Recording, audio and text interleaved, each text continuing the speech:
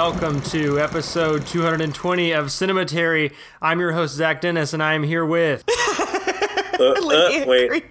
Dylan Moore? And Andrew Swafford.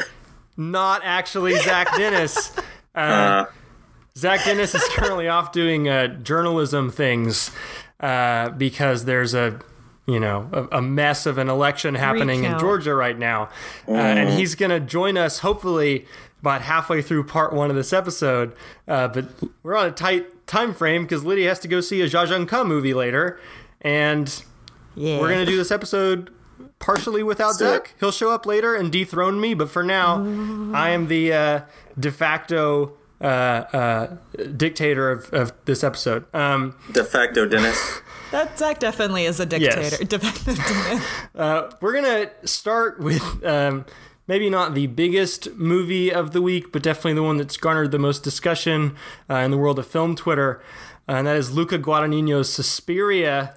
Luca Guadagnino, director of Call Me By Your Name, and soon to be director of the Blood on the Tracks Bob Dylan album adaptation. I think later he'll be adapting like Ron Jeremy's penis or something into a movie. I don't know. Lydia and I both watched Suspiria. Dylan, you did not, right? I have not. No, not yet. Okay. Lydia? You don't have to. Okay. Describe Luca Guadagnino's Suspiria. Okay. It is a remake of the 1977? 78? 77. 77. Dario Argento Suspiria. But it's like the real serious dour remake. It's the same like basic skeleton of a story. American Susie Bannion in this film, played by Dakota Johnson, comes to Germany to like join a ballet school that is actually surprise witches. But on top of this like bare bones sort of story, Guadagnino adds in a ton of stuff about 1970, like actual political climate Germany. It was still divided into East and West, and there's political unrest, and then also something about Nazis by the end of it. Yeah. Repressed Nazi guilt / history that's been erased. And he definitely seems like he wanted to take the context of the old movie and like actually put it into the movie. Italian film set in Germany, starring an American. What are those dynamics like? And it turns out there's a lot of them. A lot of dynamics. And you need a two and a half hour film with 6 acts and an epilogue, and 3 performances by Tilda Swinton and a Tom York score to adequately unpack all that. I do not hate this movie. I didn't like it, and I don't hate it because it's a remake, because honestly it barely has anything to do with Argento's Suspiria. Mm-hmm. It's not doing the same thing artistically. It's not fun at all. Not that a movie that's maybe about Nazis has to be fun, but it's another in this long line of horror films by directors who are not horror directors and like don't seem to give a shit about being that. Yeah. It's interesting that to note that the screenwriter actively dislikes the original Suspiria, which I remember on one of our first ever episodes of Cinematary, we were talking about superhero movies, and one of the consensus points we came to was that a superhero movie is more interesting if it's by a director who doesn't really give a shit about the comics. And I think we were kind of informed by Christopher Nolan when we said that. And I think that's still fair. Somebody who's just out to do the fan servicey stuff is going to make a less interesting movie. And Suspiria is such a lightning in the bottle, like magical singular thing. It can't really be replicated. And so if you're gonna make Suspiria again, like, I guess you might as well do something different with it. I don't really see the point in making Suspiria again in the first place. But I guess this movie is attempting to be the movie we need right now, as we're in a moment of like, trying to ignore the reemergence of fascism around us. However, do we need to explore that in the form of a Suspiria remake? I don't know. The movie seems to be trying to be the Very anti-Suspiria aesthetically, instead of brown. Yeah, I mean, Suspiria is only aesthetic. There is no. Suspiria was the last Technicolor movie ever made in Italy. And it's so colorful and gorgeous to look at. And this movie very brown. Is brown. Yeah, very washed out aesthetically. Rather than being really, I don't know, just kind of visceral and working on a gut level. Like, there's no logic to it. You just kind of follow the way that like a baby follows a movie. This is very much about like listening to people talk to each other about these very convoluted plot lines, and there's lots and lots of flashbacks and dream sequences and lots of threads to put together. It's kind of not a puzzle box movie per se, but it has those tendencies.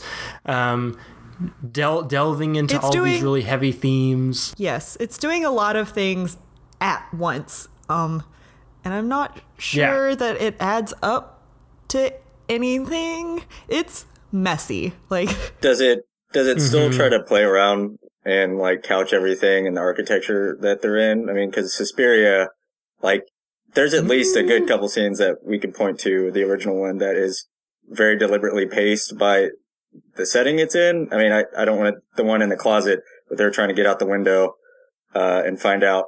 Yeah. And then the one where it's like... Oh, okay. I see what you mean. Sorry, we don't really get a sense of the dance academy. Yeah. I know what you're getting at, but like, we don't really get a sense of the dance academy as like a hermetically sealed building. Like, because Guadagnino, I think, is so interested in this like East-West Berlin dynamic, which is not that interesting. Right. And Argento's, you very much feel sealed into this space, and you really get to know that space. And Guadagnino's is much more sprawling in space and in time. Yeah. And you really spend a long time just trying to get your bearings in the movie. I found it hard to follow, to be perfectly honest.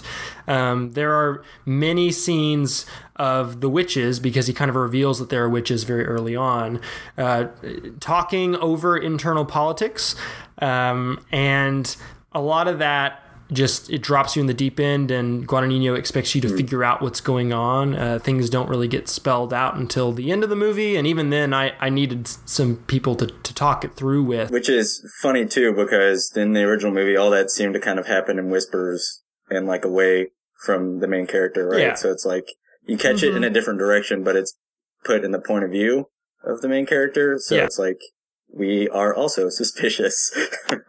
Yes. And even if you are able to put the puzzle pieces together in original Suspiria, like, it doesn't matter. All that stuff is bullshit anyways. It's just a plot device.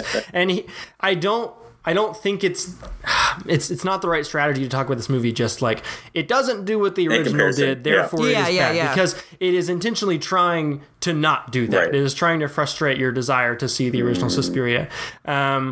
What it is trying to do, I don't know if I... like, approaching it as its own thing, I'm not impressed. Like, that's like a funny thing to try to talk through then. If it's not trying to be the original, but if it's actively trying to do not what the original did, is it still not making its image against the original Suspiria?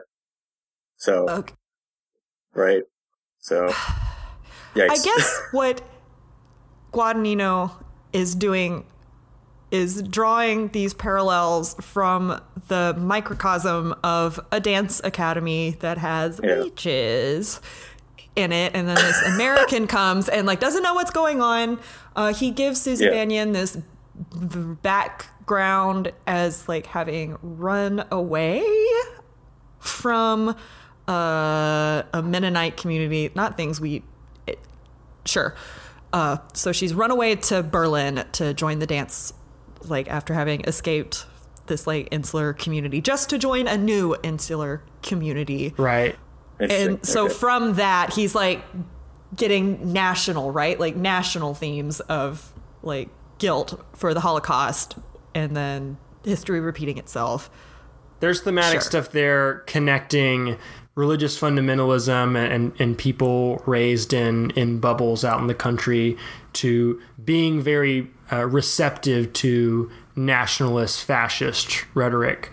And one like quibble is I don't like how the movie equates witches with fascism, just because I think that, like, in the place we are at now after Robert Eggers, is it Robert Eggers or David Eggers? Yeah. Robert Eggers, the witch. Eggers. Yeah. Eggers the witch, you know, the way we look back at witches now is almost like a revolutionary, defiant refusal of like women participating in the patriarchy. And here witches are, you know, they are metaphor. A metaphor for Hitler. And we have this movie that almost doesn't pass the reverse Bechdel test. There are almost no men in the movie. The one prominent male character is actually played by Tilda Swinton. And so there's the prospect for this weird feminist remake of Suspiria, yet it doesn't really seem all too interested in gender at all. It mostly just creates a quasi-fascist, political structure, right, by way of these, women doing ballet with one another. It's just a little obtuse and convoluted, and I think that if you really do want to make a movie about fascism, and the movie we need right now, I think it needs to be more of a blunt object than what this thing ends up being. Even just watching it on a surface, it's not enjoyable at all. Like, aside from exploring whatever heady themes, or about gender or fascism or national politics, like, it's just it's 2.5 hours long, dude. Like, it's fairly boring. Like, there are some there's long stretches. I think there are 2 really good set pieces in this movie. I won't spoil the second one, but the first one is a spectacular. Okay, it's the first kill scene in the movie, and I'm not one for creative kills, but I thought that this was done in a really horrifying way that I appreciated, where we're seeing Dakota Johnson do her first big dance of the movie, and inexplicably, as she does her dance moves, there's another character in another room who seems to be being twisted and contorted around in the ways that Dakota Johnson is. And every time she twists her body in some way, the other woman gets twisted and she has to stay there. And so by the end of the dance, she becomes like this human pretzel. So many bones have snapped and she just is this husk of a person. And it was very painful to watch in an impressive horror movie filmmaking kind of way. And then there are just long sequences of people talking about stuff and plot lines being threaded together in ways that I didn't fully understand. And maybe it's partially my own like ignorant viewpoint of like not being able to follow the movie. Maybe it's easier to watch than maybe I'm just dumb. But I just found it kind of tedious and I don't know. I didn't need 2.5 hours of serious fascist Suspiria. No. Anything else to say, Lydia? I don't recommend this movie. And not because it's a remake. Like, just on its own merits, still not a good movie. People are loving it on Letterboxd. The Letterboxd reviews are frustrating. They seem to be written almost exclusively by boys mid-orgasm about how fucking amazing this movie is. It's wow, I wonder what all of the remakes that people are super highly praising have in common. Remakes, reboots. It feels like the Blade Runner 2049 of this year to me. Yes. Or if somebody tells me it's their favorite movie of the year, I know to not trust that person's opinion. I feel like this is another movie. I saw someone say I think it must have been on Twitter, but like the new Halloween probably could have benefited from having some female filmmaker involved, maybe not director, but like screenwriter or producer. And Suspiria, same. I haven't done enough research into this, but I hear that some of the dance sequences, particularly that one that I described, the like kill dance sequence, may have been lifted from some feminist art piece without giving credit, which doesn't help Guadagnino's credibility here. But anyways, we'll move on to what Lydia calls the better ballet movie that came out this weekend. and that is The Nutcracker and the Four Realms. Dear Lord, this looks like a mess. What did you think of it, Lydia? It might be a mess. It's got two directors listed, Lasse Hallström and Joe Johnston, who had to like come in and do reshoots. But I honestly think it came together really nicely. Look, it's an hour and 40 minutes long. It's got the lovely Tchaikovsky like Nutcracker pieces, and it's a real sweet story. And also Misty Copeland is in it. She's an African-American ballerina, and she's notable for being the first African-American principal dancer for the American Ballet Theater. And she has like two actual ballet set pieces that she just does in the middle of the movie. I guess the story, Mackenzie Foyer plays Clara. She's a young girl. Okay, Disney does kill her mom, like, immediately. Disney has a problem with this. So, dead moms. But, she, like, it doesn't matter. She goes to the Four Realms, and what are the Four Realms? Save Explain. The day. Okay, you got some explaining to do.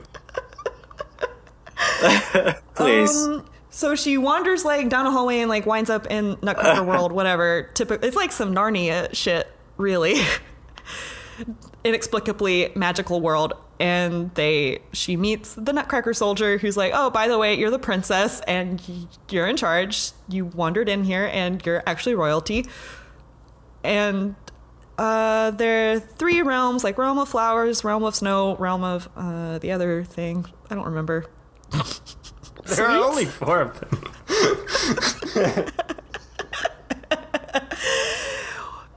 Well, the fourth realm has gone bad, apparently. The bad and one. is attacking the other three. Yes.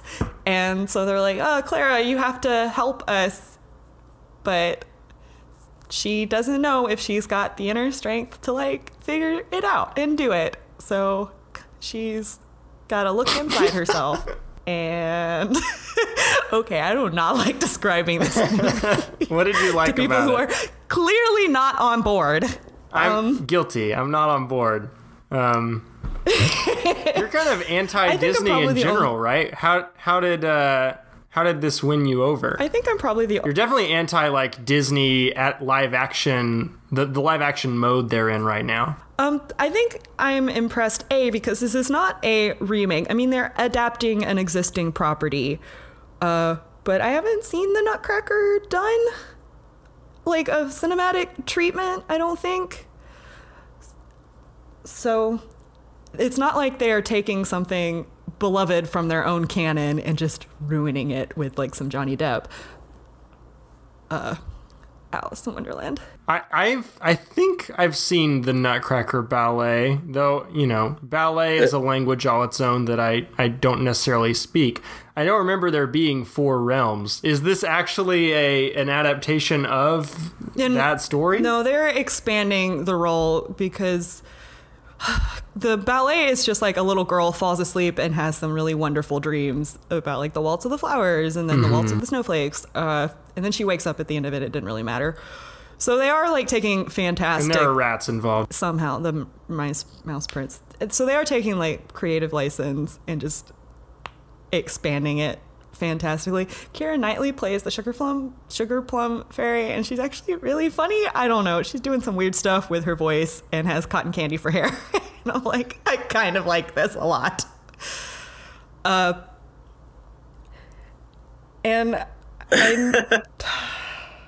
I honestly have no idea if, like, children are gonna like this or... care about it, but they're, I mean, seemingly trying to do good things, like a strong little girl character. She doesn't like need any saving, and she's kind of a little scientist. She goes on about like Newton's third law of physics, and has the problem facing her in the Four Realms is like kind of an engineering mechanical one, whatever. So it's like, oh, that's kind of sweet. She's not just a passive observer, like I think is how the ballet Clara is. How is the CGI to look at? Because the vibe that I get from the trailer is that it reminds me of the Tim Burton Alice. Yes, I think it's a lot. That's the most an assault upon the senses. Like that's the most accessible reference point. I mean, I think it looks a lot cleaner than Tim Burton's Alice in Wonderland because they've had 8 years for CGI to get better. But also, I think most of it, when they're not doing like CG stuff, it's mostly like set design and really awesome costumes. They got the costume designer from Mad Max Fury Road to do all of the gowns and suits and things. So that's all practical and really elaborate. The set piece with Misty Copeland, where she's actually dancing about, it's like an expository ballet set piece. Like, this is the Four Realms. And we're just going to explain it with dance.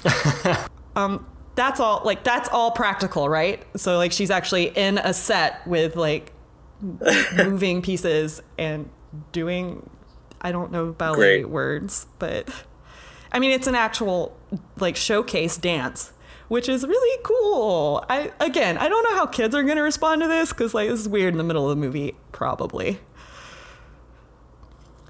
But I was impressed, and I think it's awesome that they got her to come on board for this. And I also really, really like. Yeah. I am music. Go ahead. I cried basically through all of this, and not because anything sad is happening necessarily. It is just that beautiful. I just really like the music. Okay, I mean, I'm impressed that they commit that much to actually doing the Tchaikovsky thing. So good on him. Let's get Dylan in here real quick because he hasn't said much about movies. Maybe we'll come back to me and Lydia for another like delightful, colorful movie in a minute. But Dylan, talk to us about a movie that you rewatched this week, a movie that I watched for the first time this week. Buster Keaton's The Cameraman. Yeah. Okay. So The Cameraman is set up where we get this like really elaborate kind of montage early on of all these like cool kinds of cameramen in the battlefield and like filming neat things. And then of course we get lowly Buster Keaton as a tintype photographer that just takes portraits of people. And so,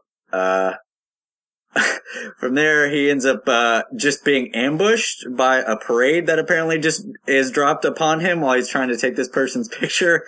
And then I guess that's kind of where we get, more or less what this movie's, meet cute is between, him and, the girl that we find out later works at a, photography news, firm in town. And so he locks eyes. He gets, because of the crowd situation, he gets really close to her, that he's now infatuated with her and ends up, finding out that she works there and wants to get a job. It seems like mostly just to be around.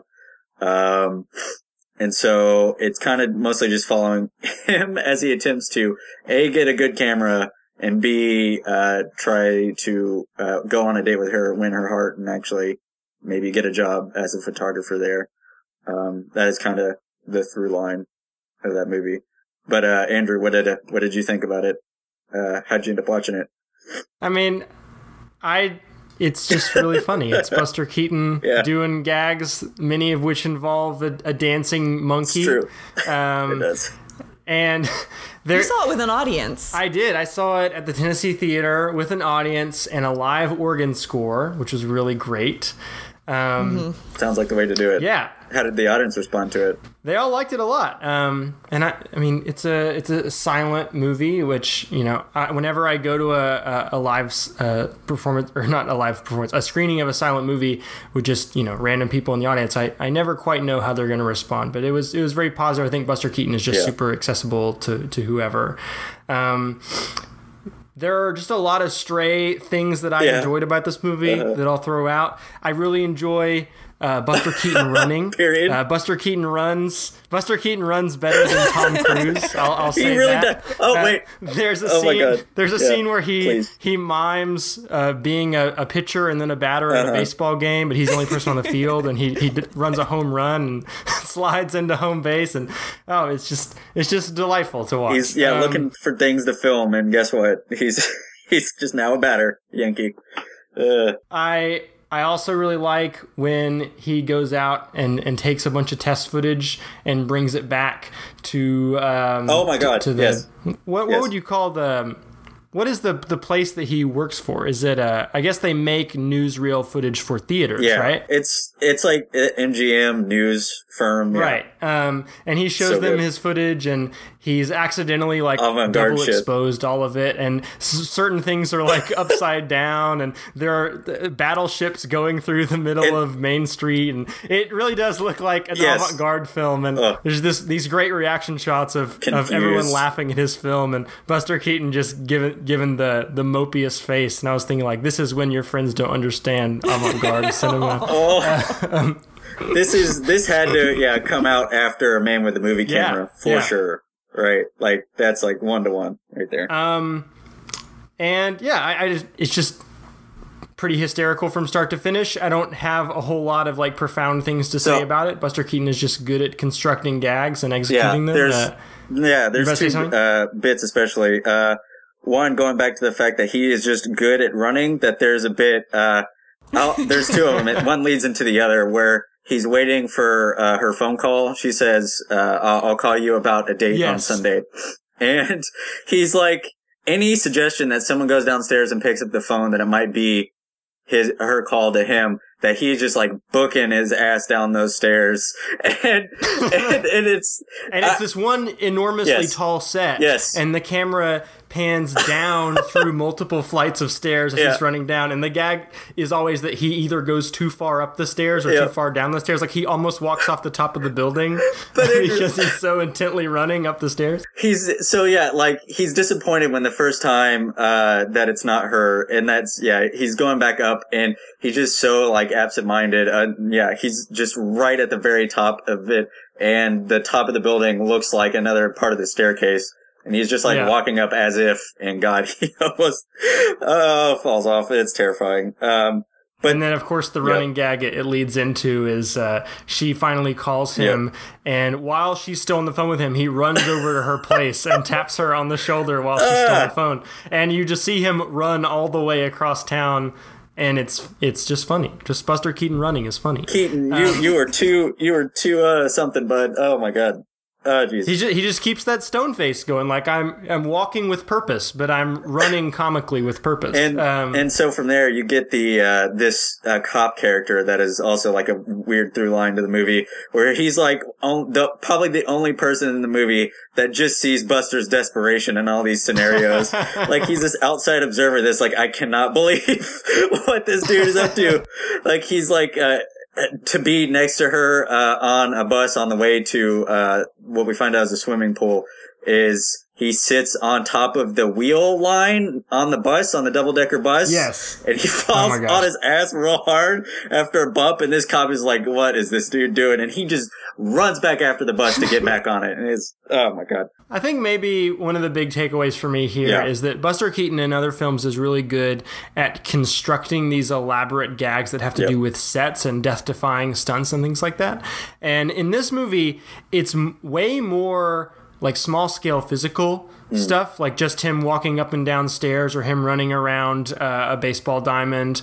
And especially, we'll end with this, the best sequence of the movie is Buster Keaton finding himself in a changing room with another much larger man. Yeah, and both of them are too obstinate to leave and find their own changing room because they demand the other one leave. I hate it. And so they end up changing in the room together. And it's this one long take of the camera is like cramped into this tiny space with these two dudes, and they just are taking off their clothes together, and they keep getting in each other's way. And Buster Keaton at one point like finds his head inside the undershirt of the other dude, where the dude bends down to take his pants off, and then he stands up, and Buster Keaton is like on his shoulders. Oh my god! And you just.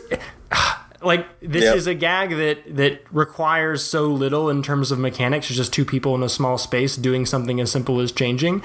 And it just gets so overwhelmingly ridiculous. Yeah. You just can't predict how far it's going to go. I loved it.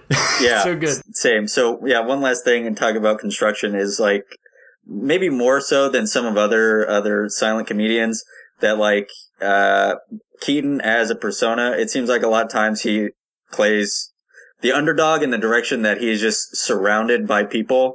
So the fact that it's set in New York is very funny considering the amount of crowds that he can get in it. So to your point of just about every scenario has to do with the fact that this little dude has to contend with all of these people. Can't stop fucking bumping into people.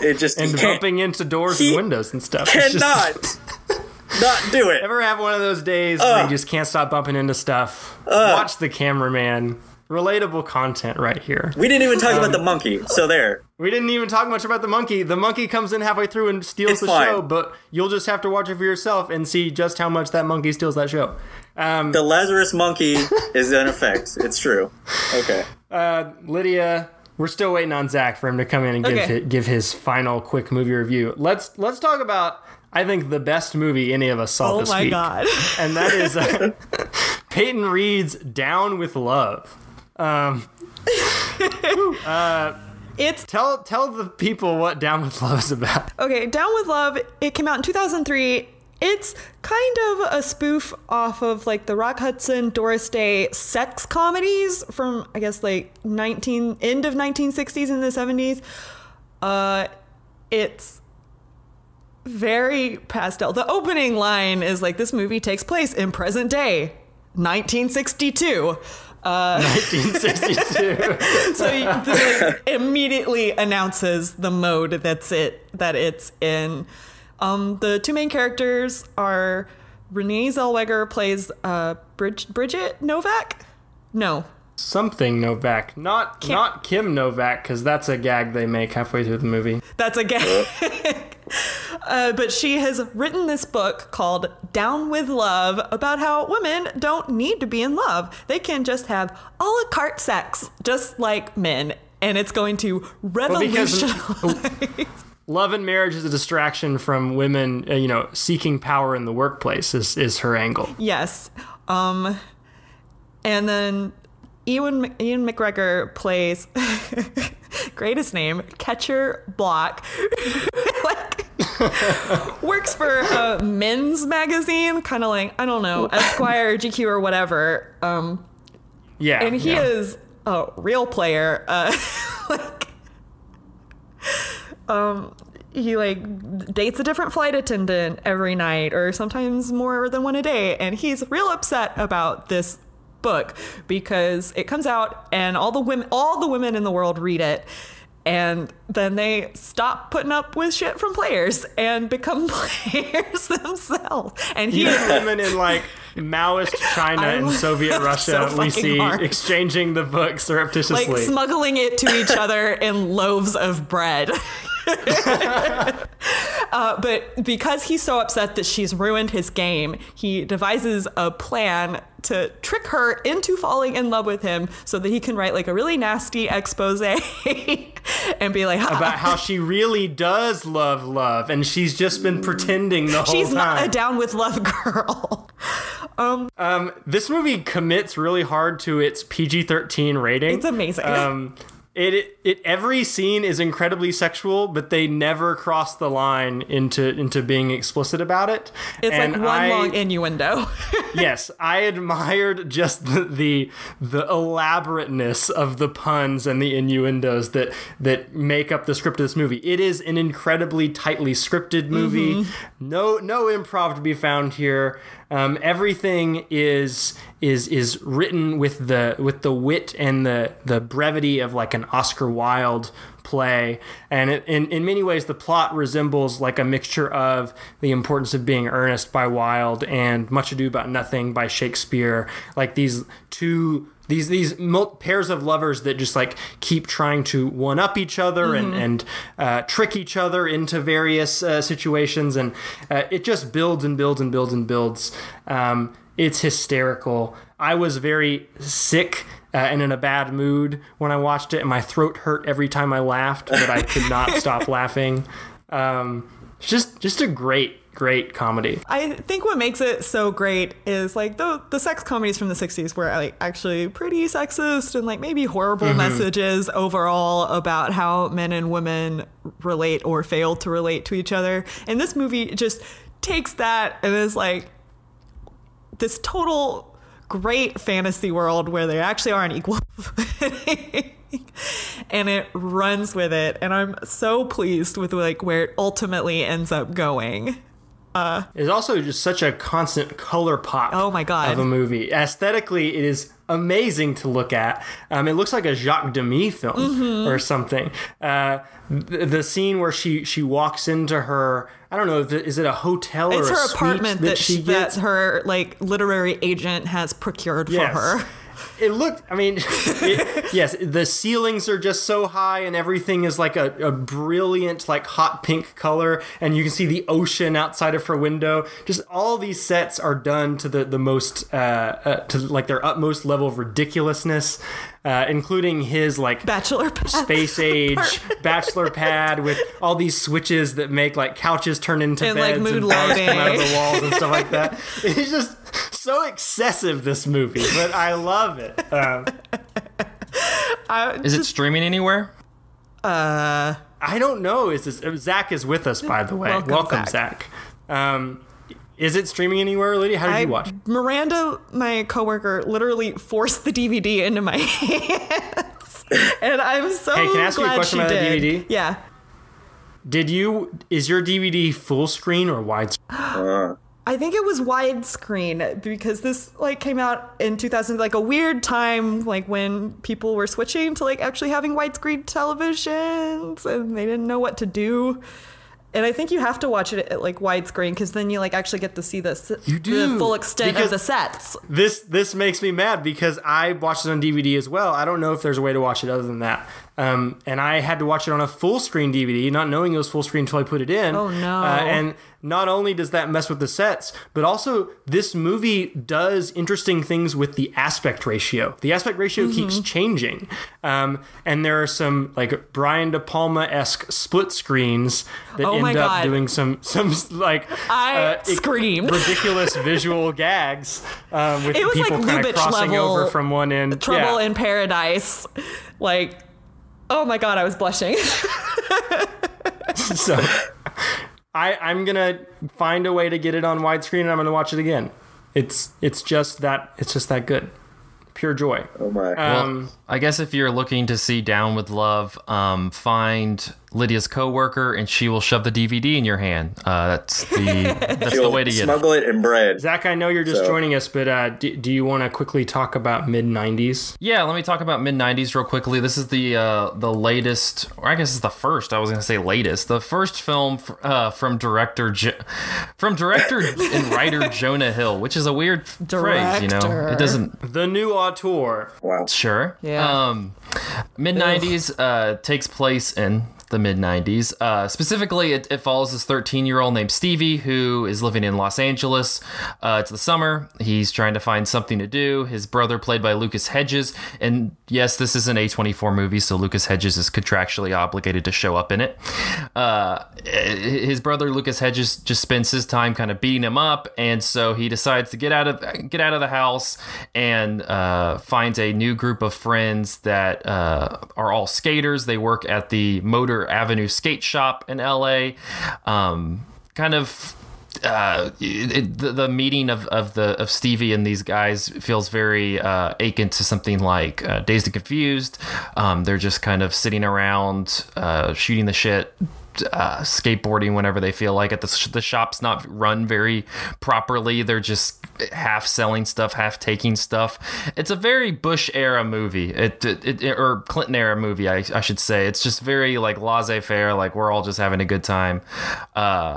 It's and that's kind of what Jonah Hill's going for. He's trying to evoke this period of time when I guess the culture wasn't as consuming as it feels now, or even as it would get in the later aughts.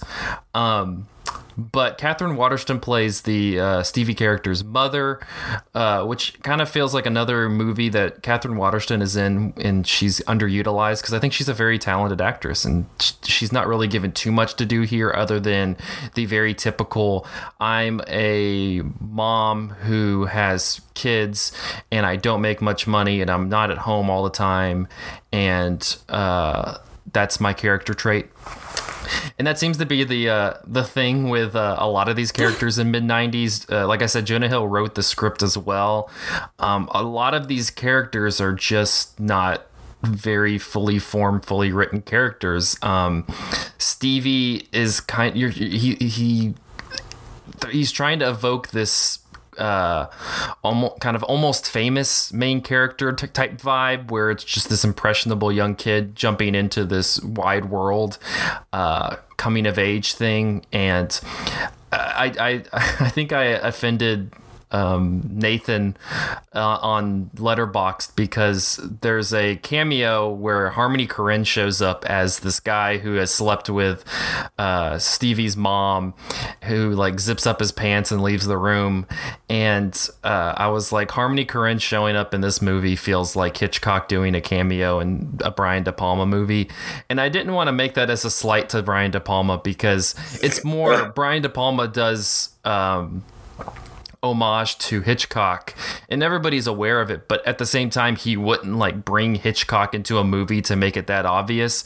And the fact that Harmony Korine shows up in mid-90s for Jonah Hill seems almost offensive, because pretty much Jonah Hill is doing a Harmony Korine movie. But if I kind of would describe it as, it's a Harmony Korine movie for somebody watching this on a VCR as a school PSA.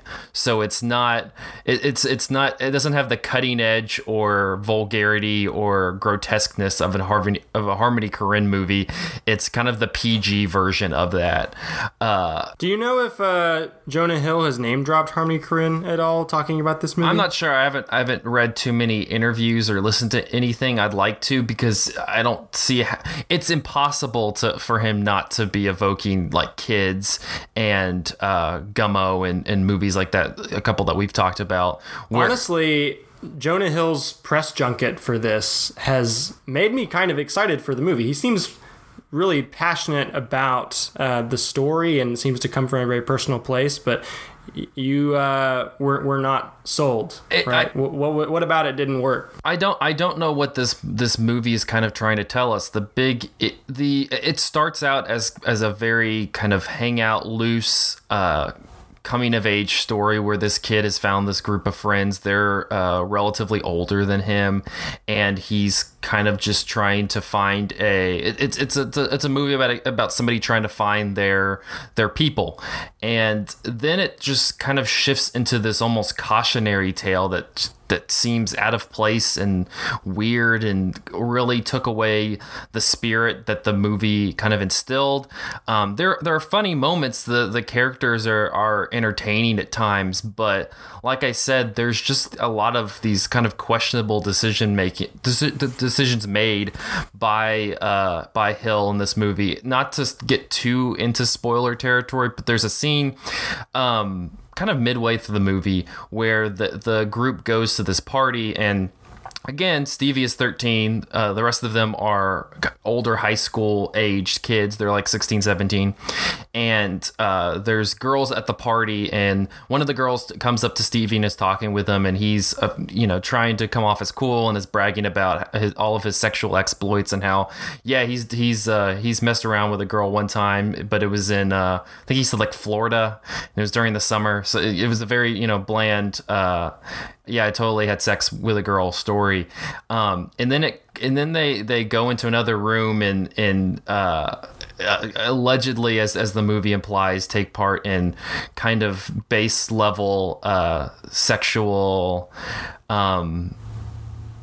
not really, I'm not saying not intercourse, but they do things with each other, and then he comes out and has this whole bragging scene, and it's a little uncomfortable because like he's 13, and I don't know, in this kind of movie is somewhat glamorizing into this, oh yeah, he hit it with the older girl, and they have this whole wait, how much older is she again? I mean, she's probably 16 or 17, so it's not like considerably older, but there's two teenagers. Yeah, I feel like there's still somewhat of a line of consent happening. Leave 13-year-olds alone. Yeah, well, it just feels so. It feels more like a totem to prove rather than an actual organic interaction. Like it feels more like, oh, all these guys are hooking up with women, so I have to also. And for some reason the girl seems to like she's playing this whole sexual politics with one of the other guys in the group, and it just feels kind of gross and unnecessary. And there's a lot of that. It just the way that the movie ends up going, I'm not really sure what Jonah Hill is trying to say about skater culture or LA in the 90s or just the 90s in general. It seems very it just seems, like I said, misguided, and I'm not really sure what kind of movie he's trying to make. It doesn't feel like a Richard Linklater movie. It doesn't feel like a Harmony Korine movie. It just feels like this weird mismatch of all of these different movies that you've seen before that have certain elements from it. So yeah. All right. I'm not a fan as the de facto expert on Jonah Hill, the new auteur. I can say that he's not necessarily. I don't know. Maybe he. This ain't it. Yeah. My drive home consisted of this ain't it, Lydia Creech quote, which was "Thanks, I hate it." So yeah, mid-90s. I think it's in theaters now. I don't know. I'd love to hear what Nathan has to say about it. Because it seems like a movie that, like, if A24 was trying to convert Nathan, they would make for him, and he would say the same thing. Is it like A24 trying to do Jackass, but it's A24? No, it's A24 trying to do a PG Harmony Korine movie. Wait, is it actually PG? It's not PG. No, it's rated R, but it feels PG. like if you've watched Gummo and then you watch this, you're like, those are two different spheres. So, mid-90s. Okay, well, as the host of this episode of Cinematary, I'm gonna close out part 1, and we'll see you in part 2 to talk about In a Lonely Place by Nicholas Ray. Hi there, Cinematary listeners. This is your favorite Filipino podcaster, Jessica Carr, with an important message during this break in the show.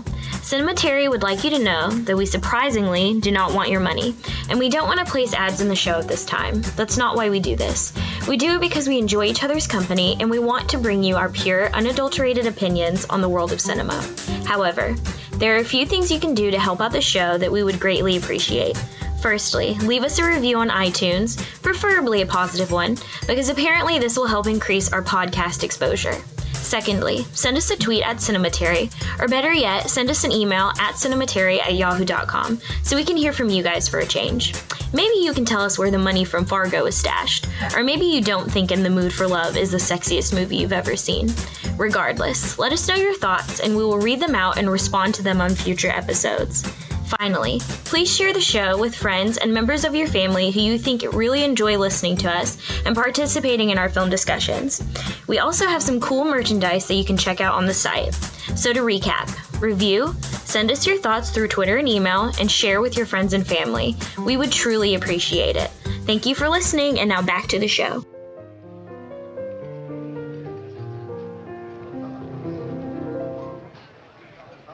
I hadn't anyone till you. I was a lonely one till you. I used to lie awake and wonder. And welcome back to part 2 of episode 220 of Cinematary. In this part, we will be starting our new series directed by Nicholas Ray with 1950s In a Lonely Place. This one comes from a script by Andrew Salt, which is based on Edmund H. North's adaptation. This is a long, web of people. It's Andrew Salt based on Edmund H. North's adaptation of the Dorothy B. Hughes 1947 novel of the same name. So it was like a three-person thing. The film stars Humphrey Bogart and Gloria Graham. The plot is Hollywood screenwriter Dixon Steele and his neighbor Laurel are just getting to know each other romantically when the police begin questioning Dixon about his involvement in the murder of a girl he met once. Certain her new love interest is innocent, Laurel stands by Dixon, but as the police continue pressing him, Dixon begins to act increasingly erratically. The blossoming love affair suffers as Laurel begins to wonder if Dixon might really be the killer. Salt developed the screenplay with regular input from producer Robert Lord and director Nicholas Ray, and the end result is far different from the source novel. Salt claimed that Bogart loved the script so much that he wanted to make it without revisions. Salt maintains that the final cut is very close to his script, but further research shows that Ray made regular rewrites, some added on the day of shooting. In fact, only 4 pages of the 140-page script had no revisions. Some controversy exists between admirers of the film and admirers of the novel who view the film as a watered-down adaptation, as Edmund H. North's script takes some elements of the novel but is ultimately a different story. Hughes was not bothered by the changes made by North and praised Graham's performance as Laurel. The strongest difference between the two works lies in the protagonist. The film's Dixon Steele is a screenwriter with an unconventional life and a decent person with fatally poor impulse control, prone to wild overreaction when enraged. The novel Steele is a limited third-person view from Dix's perspective, reminiscent of the first person in noir a la The Killer Inside Me. Steele is a charlatan who pretends to be a novelist while sponging money from his overbearing uncle. When this well dries up, he murders a wealthy young man and assumes his identity in a manner similar to Patricia Highsmith's Tom Ripley. Louise Brooks wrote in her essay, Humphrey and Bogey, that she felt it was the role of Dixon Steele in this movie that came closest to the real Bogart she knew. Quote, before inertia set in... That's not good. Before inertia set in, he played one fascinatingly complex character, craftily directed by Nicholas Ray, in a film whose title perfectly defined Humphrey's own isolation among people. In a Lonely Place gave him a role that he could play with complexity because the character's pride in his art, his selfishness, his drunkenness, his lack of energy stabbed with lightning strokes of violence were shared equally by the real Bogart. Apparently on one voyage in their yacht, Santana, Bogart showed an inexplicable burst of rage that frightened his wife, Lauren Bacall. And this is all according to Louise Brooks. Bacall and Ginger Rogers were considered for the role of Laurel Gray. Bacall was a natural choice given her off-screen marriage to Bogart and their box office appeal. But Warner Brothers refused to loan her out, a move often thought to be in reaction to Bogart having set up his own independent production company, the type of which Warner Brothers was afraid would jeopardize the future of the major studios. Rogers was the producer's first choice, but Ray believed his wife, Gloria Graham, was right for the part. Even though their marriage was troubled, he insisted that she be cast. Her performance today is unanimously considered to be among her finest. Graham and Ray's marriage was starting to come apart during filming. Graham was forced to sign a contract stipulating that, quote, "My husband shall be entitled to direct, control, advise, instruct, and even command my actions during the hours from 9 a.m. to 6 p.m. Every day except Sunday. I acknowledge that in every conceivable situation, his will and judgment shall be considered superior to mine and shall prevail." Graham was also forbidden to, quote, "nag, cajole, tease, or in any other feminine fashion seek to distract or influence him." The two did separate during filming. Afraid that one of them would be replaced, Ray took to sleeping in a dressing room, lying and saying that he needed to work on the script. Graham played along with the charade and nobody knew that they had separated. Though there was a brief reconciliation, the couple divorced in 1952 when Ray found Graham in bed with his 17-year-old son. In the 1950 review by Variety, we can dig into that in a little bit. All right. Can we? In the 1950 review of Variety, they said, "Humphrey Bogart has a sympathetic role, though cast as one always ready to mix it with his dukes. He favors the underdog. In one instance, he virtually has a veteran, brandy-soaking character actor out of work on his very limited payroll. Director Nicholas Ray maintains nice suspense. Bogart is excellent. Gloria Graham as his romance also rates kudos." In 1950, the New York Times said, "Everybody should be happy this morning. Humphrey Bogart is in top form in his latest independently made production, In a Lonely Place, and the picture itself is a superior cut of melodrama. Playing a violent, quick-tempered Hollywood movie writer suspected of murder, Mr. Bogart looms large on the screen of the Paramount Theater, and he moves flawlessly through a script which is almost as flinty as the actor himself.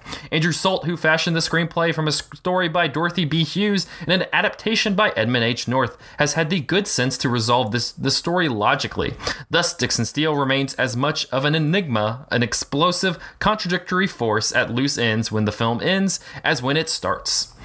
Cahiers du Cinema on Nicholas Ray, they said, "Without any doubt, the most constant privilege of the masters is that of seeing everything, including the most simple mistakes, turn out to their advantage rather than diminishing their stature. If you are now surprised to see me give the benefit of this law to Nicholas Ray's latest film, it means you are ill-prepared to appreciate a work which is disconcerting and asks for, not indulgence, but a little love." Wow, who wrote that? Cahiers du Cinema. No, I mean, it what might have been specific? Truffaut. Might have been Truffaut. I'm gonna go with the other there.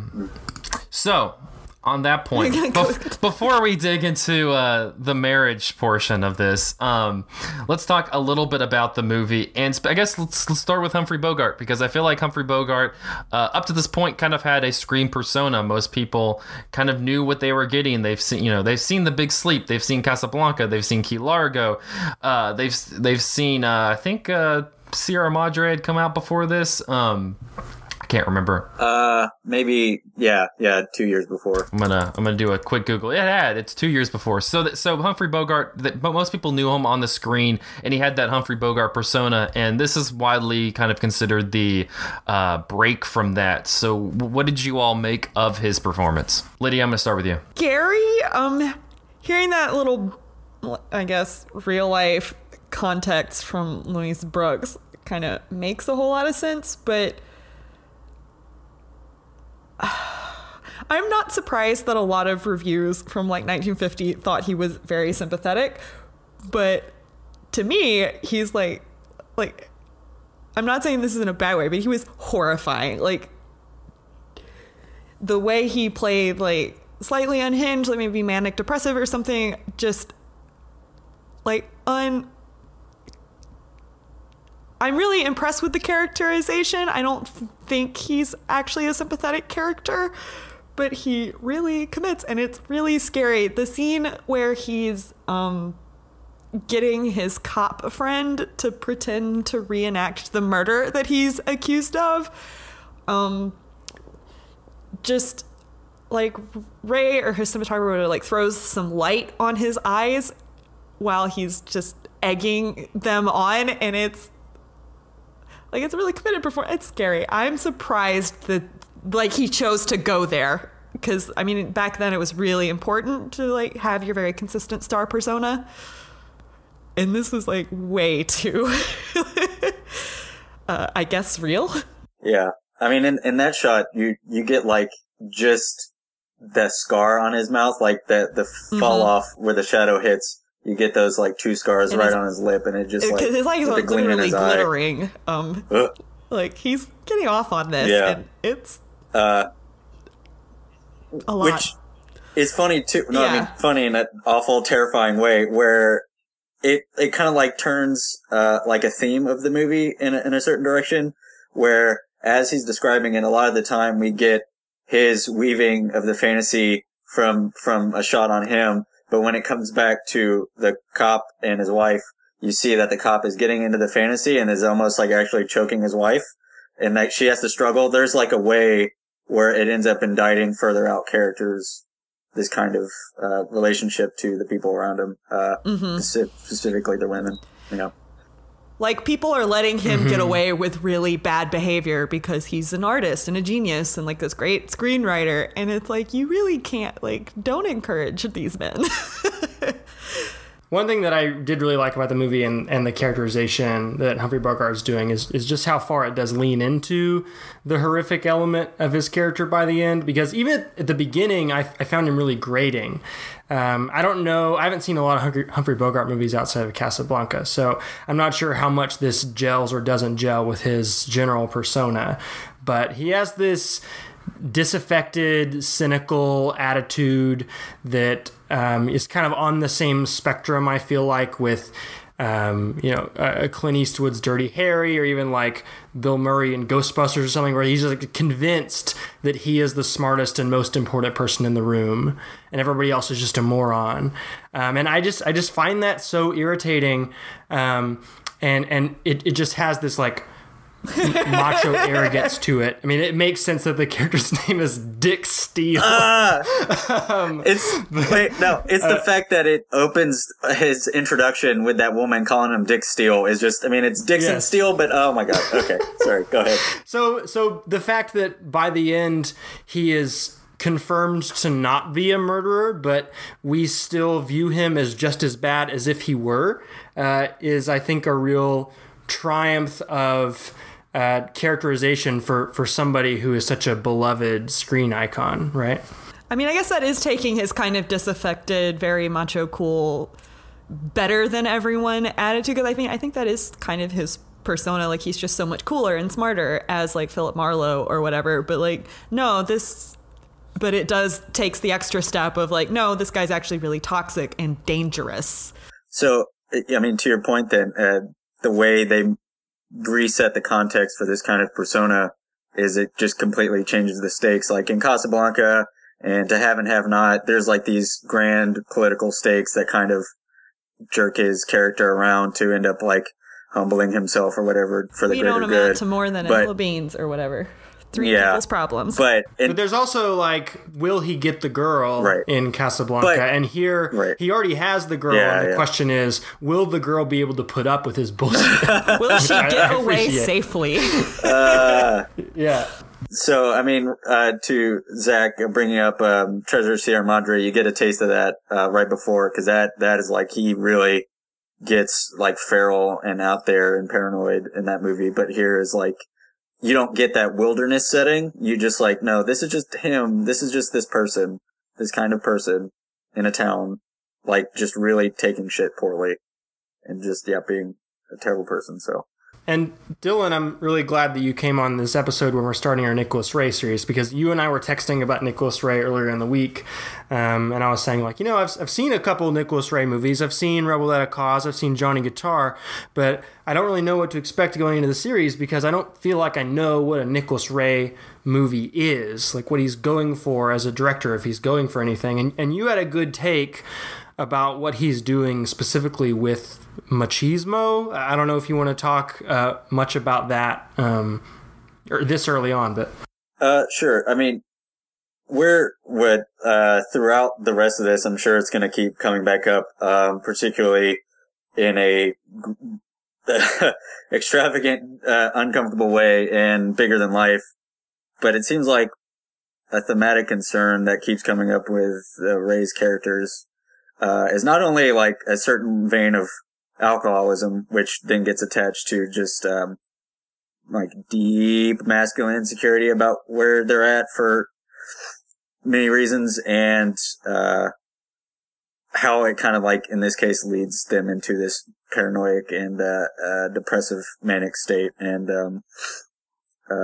in a more potentially age appropriate way, we'll get that in Rebel Without a Cause.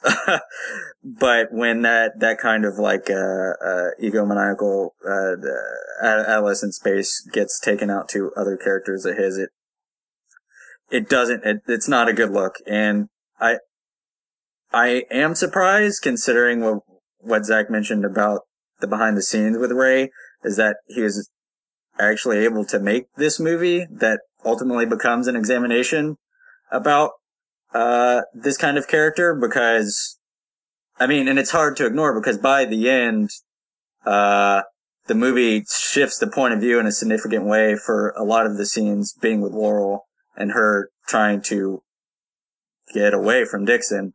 And, ultimately that becomes the creator. So like the last 30 minutes is about that. So, I mean, in a very real cinematic way, the movie takes us away from his point of view, which he was domineering through the whole time. But it still seems like, obviously, considering the anecdote, that Ray struggles with that for the rest of his career. So we'll end up having to pick that back up, I'm sure, as we keep going. So. Something you mentioned, Lydia, when we were talking about In a Lonely Place, is you said that the thing that you really enjoyed about the film was that Ray seemed to present this narrative and the characters in a very adult fashion. It felt very complex. It didn't feel like any way it was kind of pandering to you. And I don't know, that seems to be something that I'm kind of with Andrew. I haven't seen too many of Ray's movies. I've seen this one, and then I've seen elements of Rebel Without a Cause. It's one of those I've seen elements of, but I've never seen the whole thing.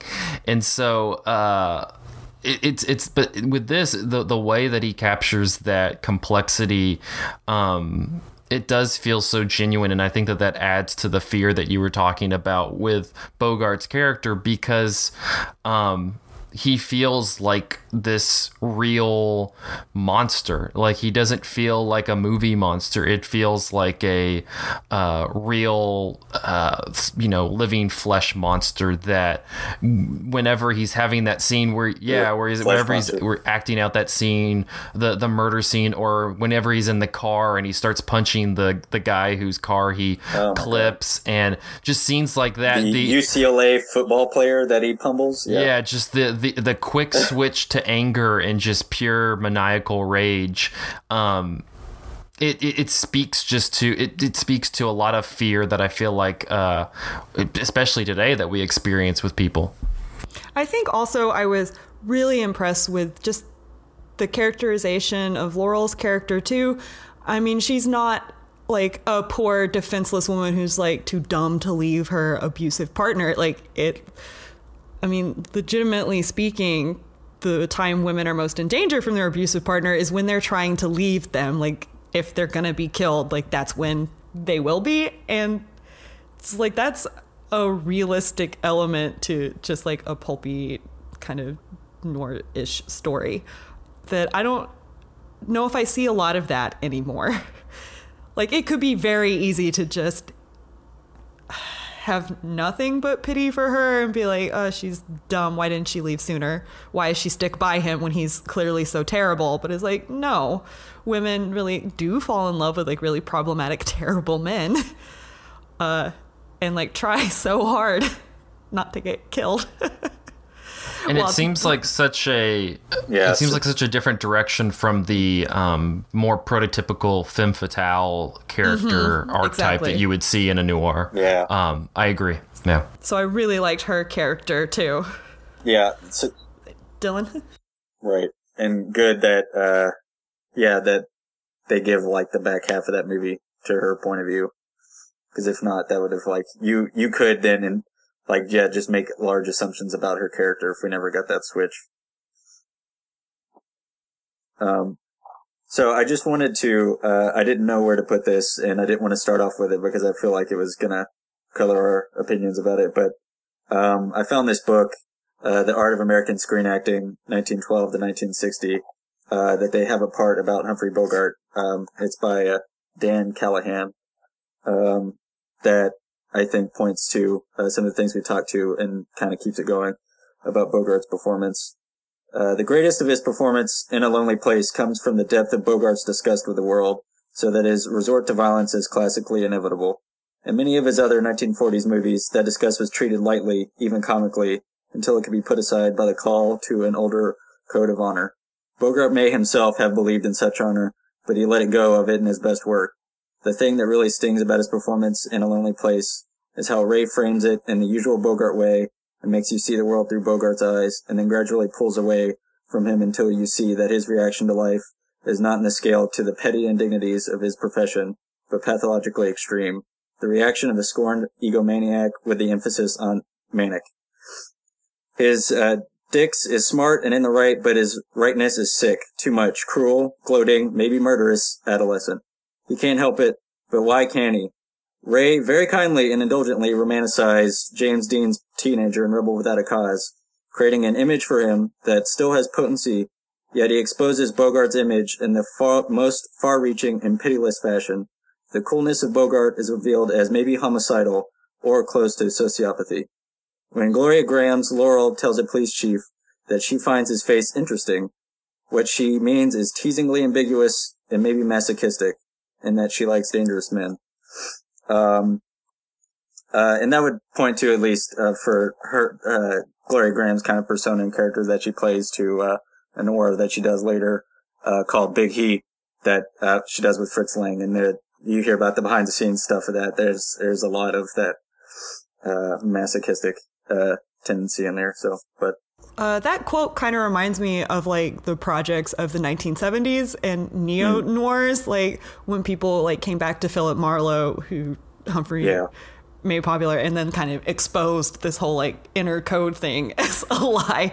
But like what I've always liked about Nicholas Ray is he's doing that shit like while it's happening. Oh my God. Right. He seems so ahead of his time. And specifically that sentence about from his eyes, I was surprised. I mean, a lot of noirs try to do a lot more of like POV and subjective shots, but it's when he brings the Czech girl home to read or retell the story, and like right when they get inside and when they start to settle after he gets changed, it goes to this extremely long POV shot of Dixon's, just like watching her like start telling this story. And there's like a way, considering how the rest of it set it up, that on one hand, it does put it from his point of view, but also like it really makes it hard to pay attention to what she's saying. I don't know how to describe it, but there's like a way that he like switches, Ray switches things around with the editing, that when they finally get to that POV shot, that it's kind of uncomfortable. And that it kind of makes it hard to then like really engage because we weren't there before.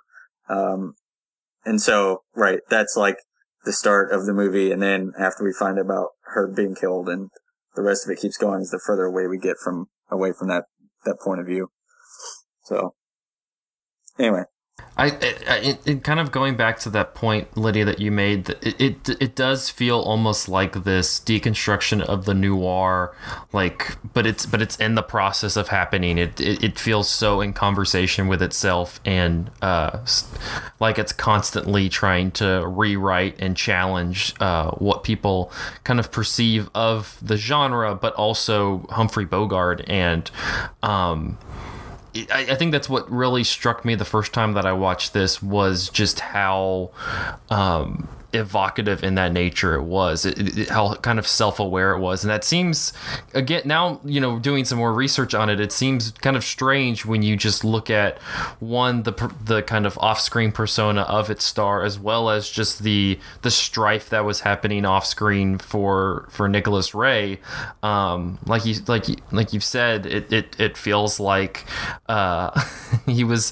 he had a lot of different toxic elements of his own in his relationship with Gloria Graham, and it's one of those, you know, the artist speaking through the art kind of things. I don't really know what to make of that kind of perspective or that lens while looking at this movie. I don't know. Do you guys have any kind of knee-jerk reactions to what you make of hearing about that and then kind of looking at the movie.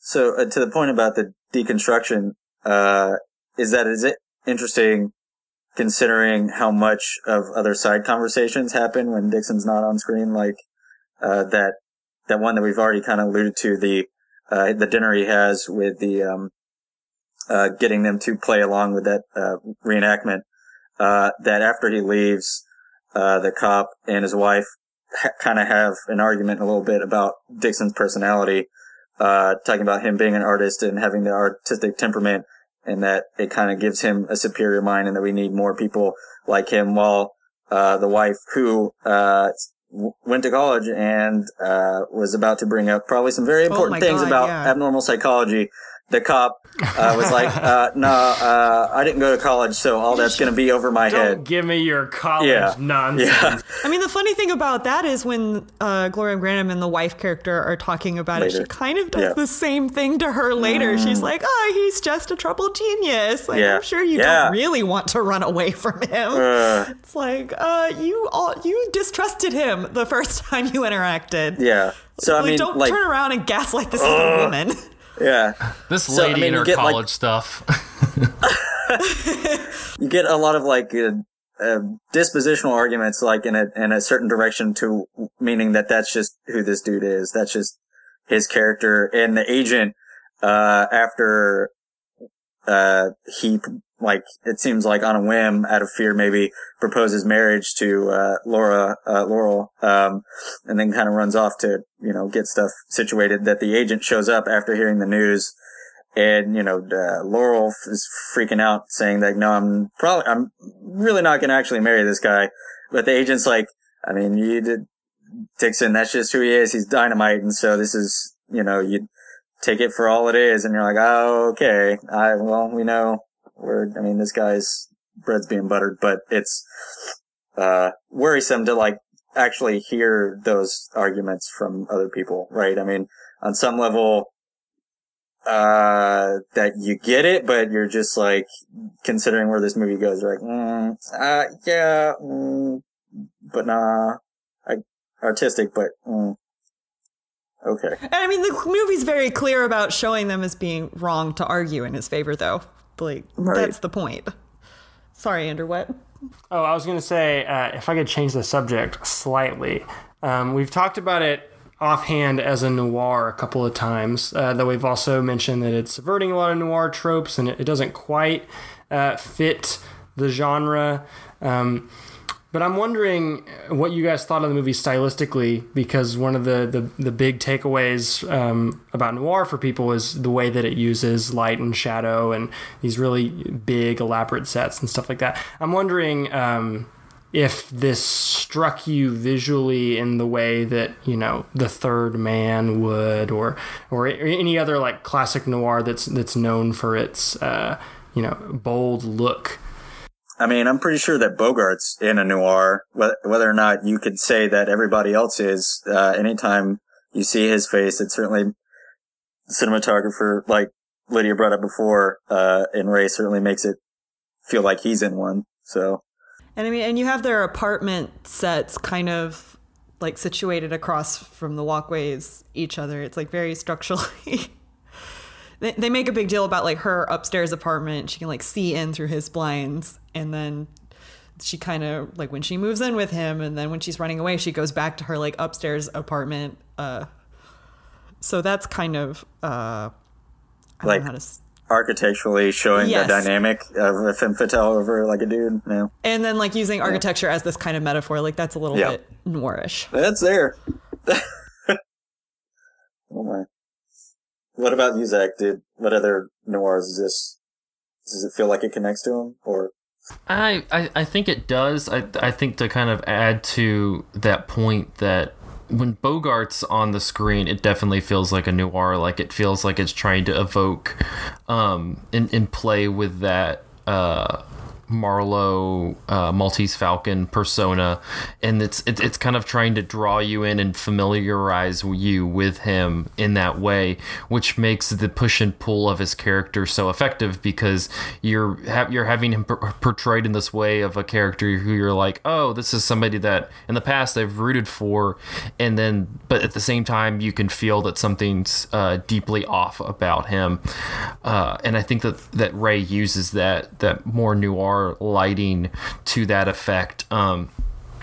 Of course, noir kind of takes a lot of cues from the expressionist period in Germany. Yeah, kind of teeing you up for that there, Zach. And it does use the kind of expressionistic lighting at times. The set design lacks it a lot of the time, but it does use that lighting where it's supposed to make you feel uneasy. It's supposed to make you feel to give you a sense of anxiety whenever like Gloria, and at the end of the movie when Gloria Graham is back at the apartment and Humphrey Bogart rushes back, and it's just literally grabbing her by the throat at one point, and just you mentioned it earlier, but the way that Ray will capture his eyes at times is so sinister.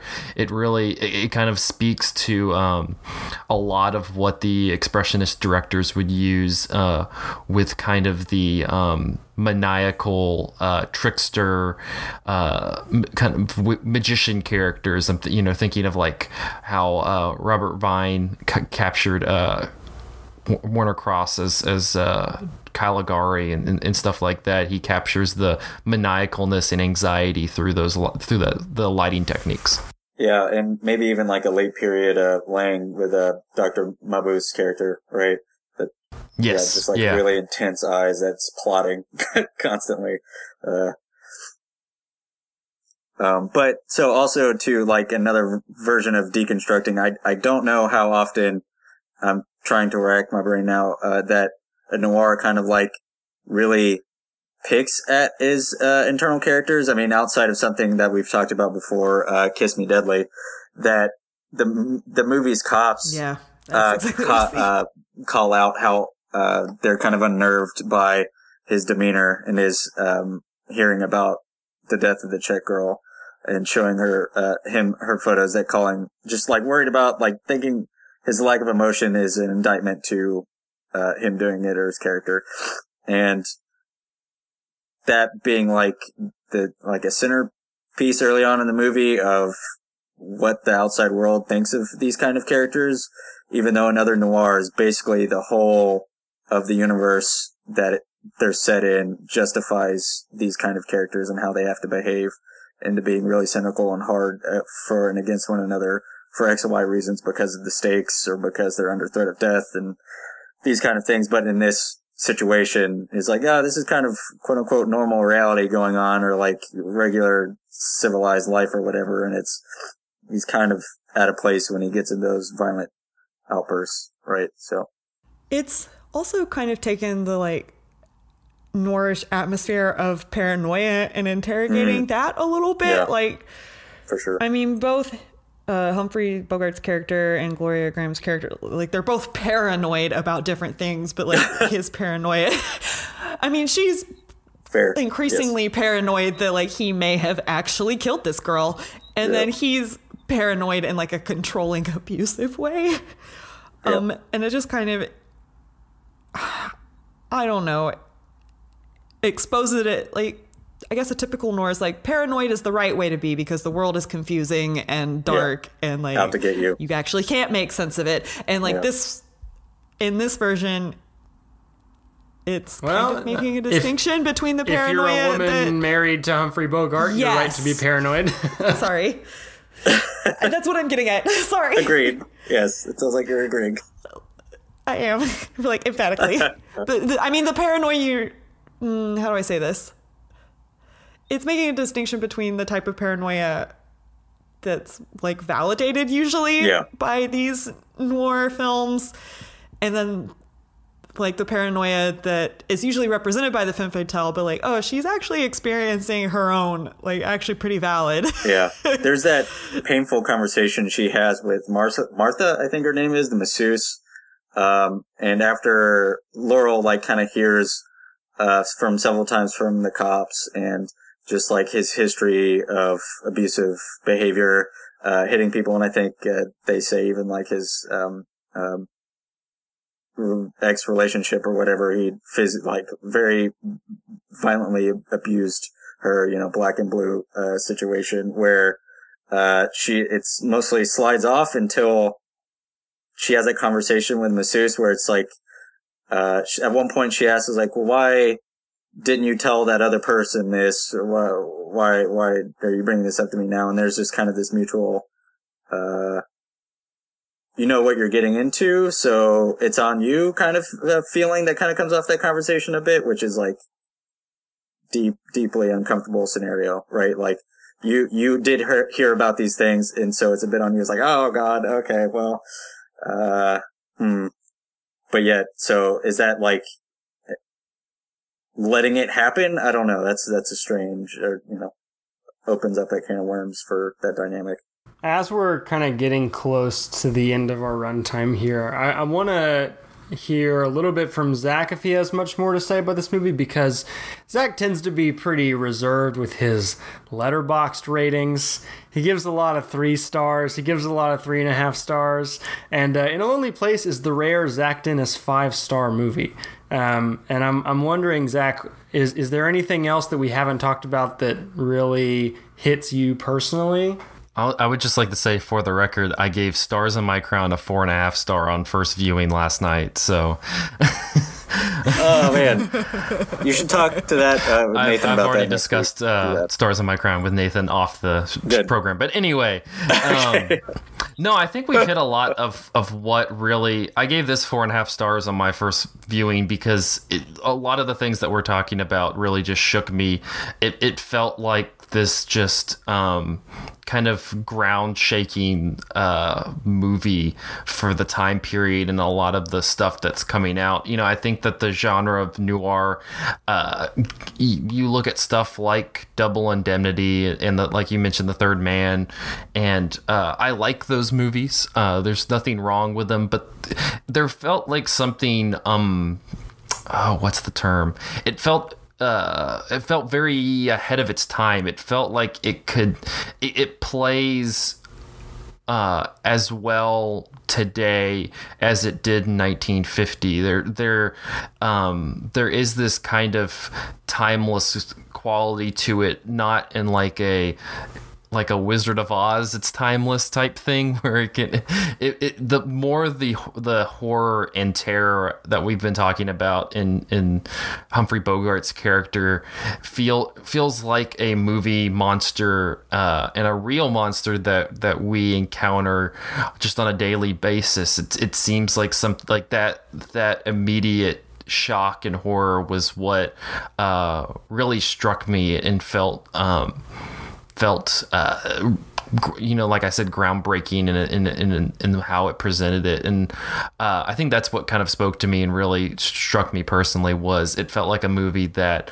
was able to speak past its years. I think that some of the movies that we mentioned in the genre feel more capsulated to the years that they came out, and this one feels like it could resonate with audiences if you put it in a theater today.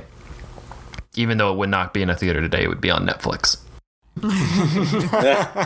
Any final thoughts on the movie and kind of what you're hoping from this series before we wrap up?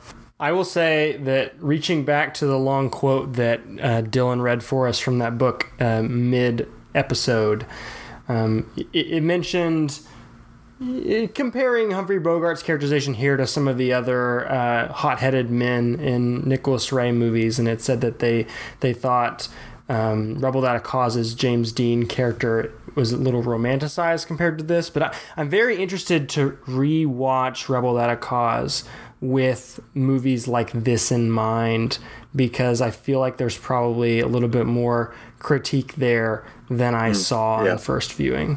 Same. And taking this into his direction and character dynamics in a different mode next week with Rodeo, with and I quote the title of the movie, "Lusty Yes.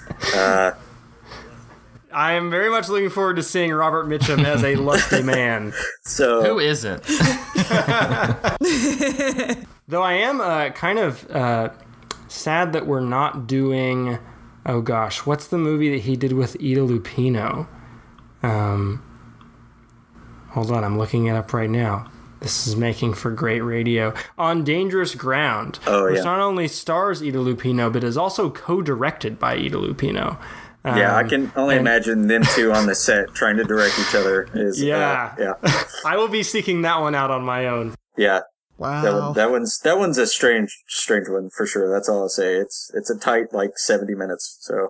All right. Well, I believe that will wrap up this episode of Cinematary. You can find us on social media on Facebook at facebook.com/cinematary, on Twitter at handle @cinematary, and on Letterboxd at letterboxd.com/cinematary, where we post all the movies that we discussed in this episode. Like we mentioned before, our next week episode is The Lusty Men, the 1952 picture where Robert Mitchum is a rodeo cowboy.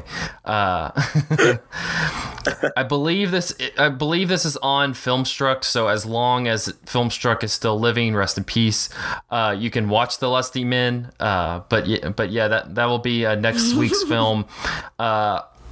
Until then, thank you guys for listening. We will see you next week.